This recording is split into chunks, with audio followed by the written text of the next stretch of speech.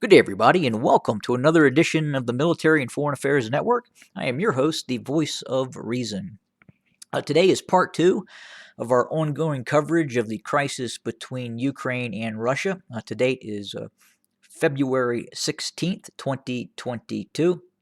And again, I say the the date and for the historical record. I imagine that way off in the future, individuals may look at these videos to kind of look at the historical record in terms of what individuals were seeing on the ground as a possible large conflict develops. But again, that is the reason why I do that. It also helps you track the actual video content on a daily basis.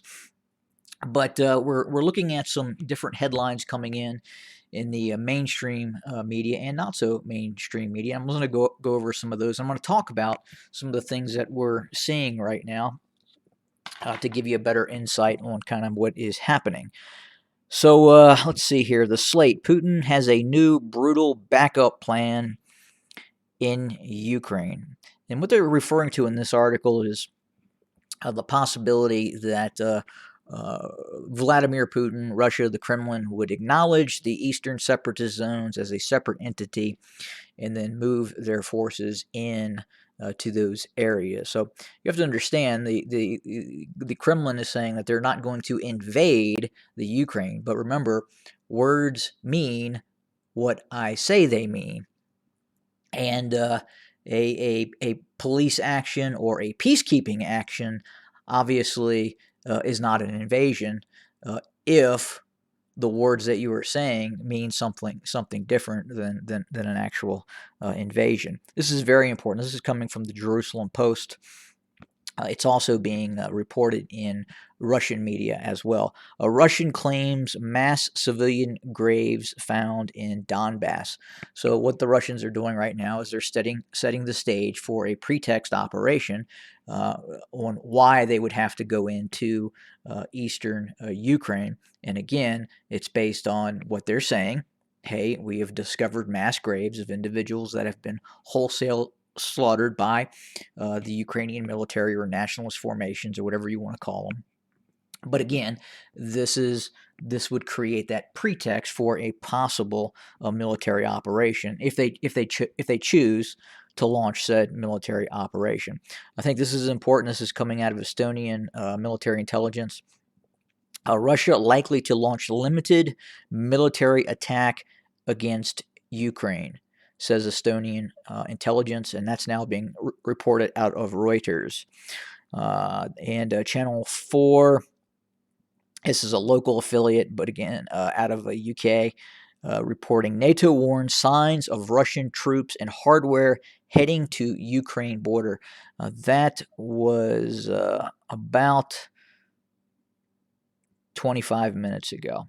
So again, we're continuing to see the forces of the Russian Federation deployed to their phase lines of where they would possibly jump across the border into Ukraine, depending on the size of the operation and depending on if in fact they launch the operation. So another issue I wanted to cover real quick is the issue of the weather, and specifically the effects of the weather on terrain.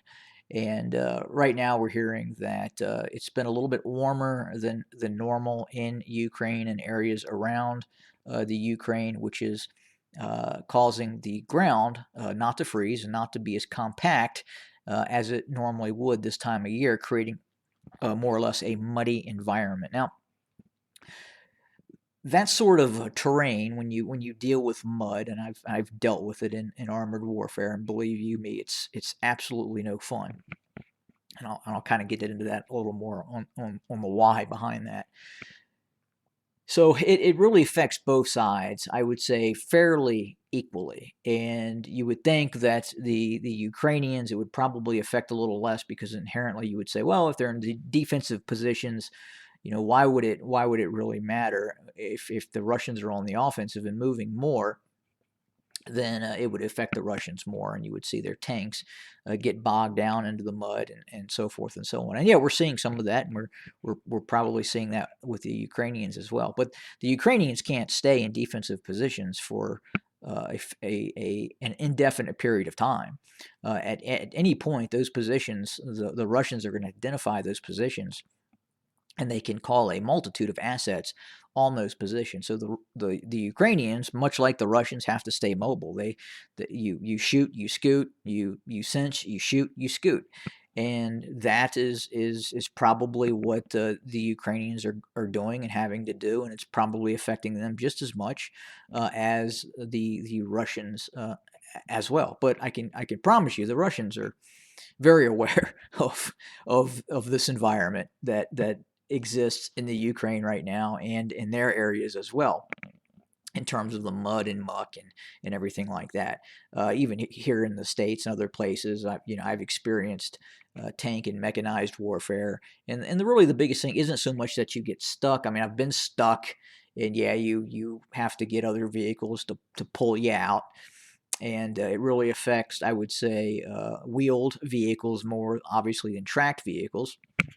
And where it really becomes an issue for a tracked vehicle is if you have a long column of tracked vehicles that are operating off highway, off roads. So what eventually happens is these tracked vehicles start to create ruts, and the ruts continue to get deeper and deeper and deeper. And it doesn't really affect the first vehicle, the second vehicle, the third vehicle, the fourth vehicle, but a company, two companies, three companies, a battalion back behind you, they start to feel the mud because those ruts are getting deeper. They're having to navigate off the main column routes because those ruts are getting deeper, and inherently you veer back into those ruts and you end up getting stuck. And when you get stuck, you try to gun your way out of it. You rev your engine and you try to force your way out of it. And a lot of times, once you bottom out on your hull, you're basically just digging yourself deeper. So then you have to get another vehicle to come in and hook up tow cables and pull your ass out of the mud. But where it's really just an utter pain in the ass if you're trying to do track maintenance or track tension or anything like that, you really can't, because everything's covered in mud. Then the mud will freeze and dry, and then you can't see anything, and it's just a nightmare. But you just deal with it, and you keep going. And no one, there's no battalion commander, no brigade commander, no divisional commander, in the U.S. Army that's really going to give two craps about a muddy environment. You're just gonna deal with it and continue on. And if you have to find a way to kind of circumnavigate and find workarounds because of the mud and muck, then you just do it. But military operations don't really stop because of mud and muck. You just do the best you can, and it really affects both parties involved. The force that you're engaging against obviously is dealing with the same terrain that you're dealing with as well. Both of these forces have relatively the same types of equipment in terms of tracked vehicles and tanks, and they're relatively the same weight. If it was a Western European nation that Russia was fighting, obviously, it would probably affect those tanks even more, because Western European tanks and obviously the United States M1 Abrams much heavier than a lot of these Eastern European T-72s, T-80s, T-90s, T-64s, and what have you. And then obviously you have BMPs, 2s, 1s, BMP 3s, BRDMs, BTR 60s, 70s, 80s, 82s. So it runs the gamut. But they're used to this. They deal with it, and they will deal with it. And in all probability, I really don't think it'll stop a military operation. But again, just wanted to talk about that, talk about what we're continuing to see. Again, not seeing the Russians pull back. Again, on the contrary, it looks like they're continuing to deploy forces and possibly prepare for a operation in the near future. Have a good day, everybody.